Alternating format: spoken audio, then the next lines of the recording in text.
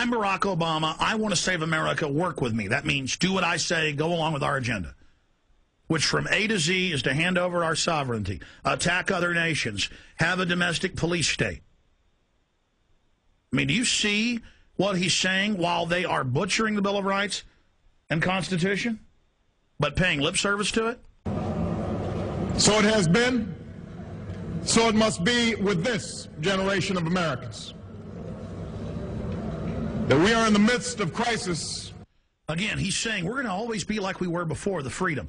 So it was, so it must be. When in reality, see, it was all about change. Now he's saying America, dedication, honor, our history, our sacred conventions and canons. And then he's, well, I mean, just wait. It just gets more and more incredible. But again, one of the best written speeches ever. He didn't write it. He's there reading off a teleprompter, but delivering it with great aplomb, with, very well done. We're going to come back in a long segment, get to most of this. Just devastating to freedom. Okay, let's go right back into the live transmission here, ladies and gentlemen, with our analysis of what Barack Obama was really saying in his speech, trying to sucker the people in. Do whatever I say. We're together. I want to save America. You want to save America. While he hands everything over to the private bankers that have engineered the major crises. It is now well understood. Our nation is at war against a far-reaching network of violence and hatred. Our economy is badly weakened.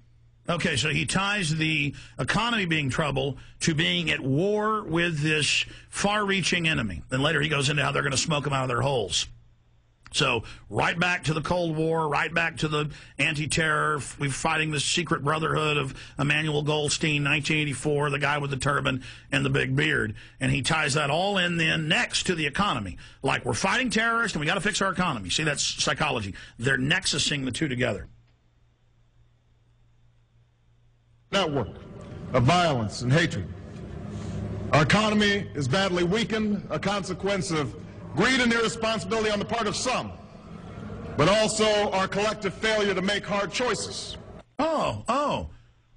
Because of the greed of some. We have an article up there on Infowars.com right now detailing that Geffner, his pick for Treasury Secretary, who doesn't pay his taxes to the private banks that he works for, was involved in all the major brokerage scams.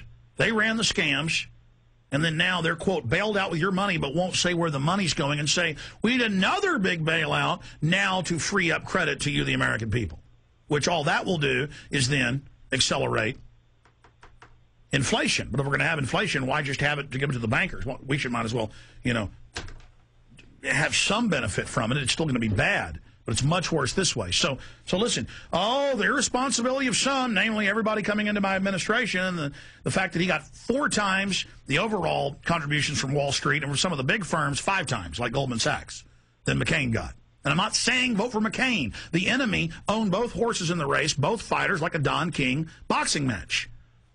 But the one they wanted was Obama because, as Kissinger said, he has got this messianic persona, very charismatic, so he can sell the New World Order worldwide, which is, he's saying it on TV, and the FBI training manual will say you're a terrorist if you say that the New World Order exists. But he's on CNBC saying it, and they're all saying it. So, see, he's saying one thing, but all his pundits and the people running him, they're arrogantly saying, this is a great opportunity for us. We're going to bring in the New World Order. So back that up. Listen to that. Irresponsibility of the bankers. Of some in high places, but all of us collectively. And again, any good lie has truth in it. It's true. We've been lazy. We've been stupid. We've been disconnected. We were dumb and let people give us credit cards. We didn't have a capacity to pay it back. But they did that because it was all fiat currency they began with. And they took those debt instruments and they sold the car debt and the credit card debt and the house debt to other investors as if it was a value as good as gold. So, see, they made the credit card debt up out of nothing that we, the taxpayer, back up. Did you know that? And then they buy up everything with it. It's just so sick.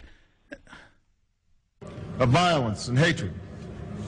Our economy is badly weakened, a consequence of greed and irresponsibility on the part of some, but also our collective failure to make hard choices. Wait a minute.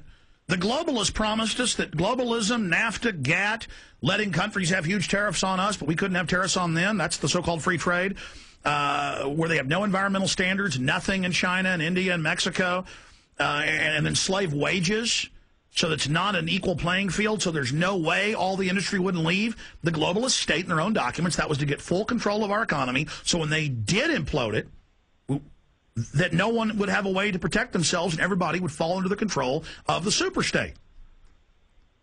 So, see, because of the greed of a few and our collective, badness, no, the people in every major poll were against NAFTA and GATT, and they're against the SPP. That he's now saying he's going to expand the North American Union when he said 8 months ago he was going to stop it. And then remember his handler in Canada, a speech said, don't worry, that's all rhetoric. And now Obama last week went on Stephanopoulos' show and said, yeah, it's just rhetoric. I mean, there's so many lies here. How am I ever going to play all this? It's just everything is deception. Everything is fraud coming out of this guy. So, some bad people did this and you did this. We're all collectively bad. See, we're all together. You've got to do what we say. We're all guilty. No, we're not all guilty. So he says our economy's in trouble because of a few bad decisions. No, it wasn't decisions. It was done on purpose. This is globalization. This is blow out economies with shock therapy, as the IMF says, to consolidate them. And prepare the nation for a new age. Oh, you want some New World Order talk? We've had this big crisis. We're having this economic problem. It isn't caused because of globalization by design. It's because we're all bad as Americans. But don't worry, I'm going to prepare you for a new age. Listen to that. Listen to that again.